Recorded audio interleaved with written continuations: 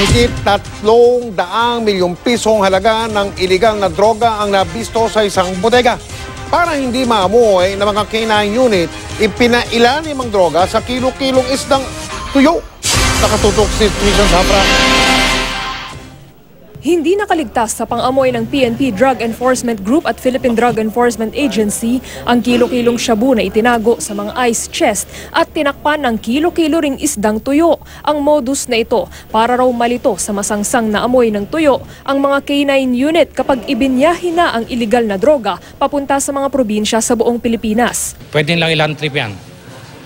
Ororo. Dala ang search warrant, mag-aalas 9 kagabi nang mabisto ang kontrabando sa isang kwarto sa second floor ng isang warehouse sa Las Piñas. Umabot sa 72 kilo ang kontrabando na nagpositibo bilang dangerous drug sa chemical detector. 360 million pesos daw ang halaga nito. Walang dinat ng tao sa bodega, pero mga miyembro raw ng Lee Drug Syndicate ang may hawak nito. 7 Taiwanese na nangungupahan di umano sa warehouse ang sinampahan na ng reklamo. Nauna nang naaresto ng mga otoridad noong June 3 ang kasabot daw ng grupo na si Cheng Tehong Chan, isa ring Taiwanese. After the arrest of Mr. Chen Tiho Chang, actually tinago pa niya ito hindi niya ni-reveal. But then later part, he also mentioned this one as their main warehouse. Tinitiyak pa kung sa Taiwan din galing ang shipment. Sa third floor ng bodega, nakita naman ang ilang piraso ng makina. Iniimbestigahan ang mga consignee na nakapangalan dito. Hinala ng mga otoridad. Sa loob ng mga makinang ito itinago ang droga na nakabalot pa raw sa foil para maipuslit. Actually, hindi niya makita yung image yan sa loob.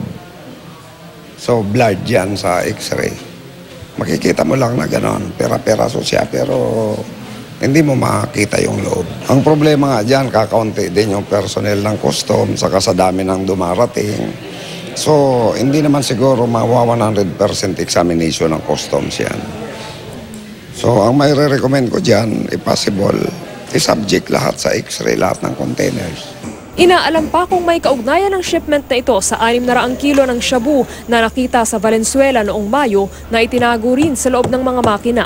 Bandang alas 11 ng hating gabi, dumating si PNP Chief Ronald De La Rosa kasama si NCRPO Chief Oscar Albayalde. Ayon kay De La Rosa, mukhang sa Zamboanga dadalhin ang droga kung pagbabasehan ng produktong tuyo na gagamitin sanang pantago rito. Nakapagtataka raw na wala nang napapaulat na gumagawa ng shabu sa bansa pero nagkalat pa rin daw ang droga. Kaya kailangang maging mas mahigpit daw ang pagbabantay ng customs. I am sure yung Bureau of Customs meron na silang kanilang internal investigation na para malaman kung sino yung kung meron mga kasabwat dyan sa loob.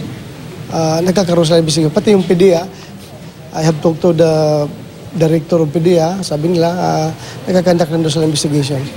Trisha Zafra, nakatutok, 24 oras.